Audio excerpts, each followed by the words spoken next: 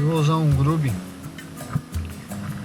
grubezinho da DOA, Rotoa, pode ser também. Como aqui tem muita pedra, eu vou usar esse anzol lastreado.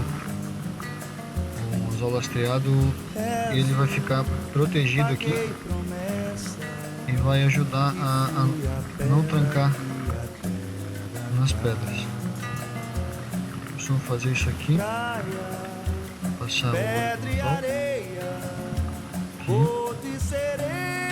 você marca onde o anzol vai sair, perfura exatamente nesse local, o mais reto possível, e aí fica assim.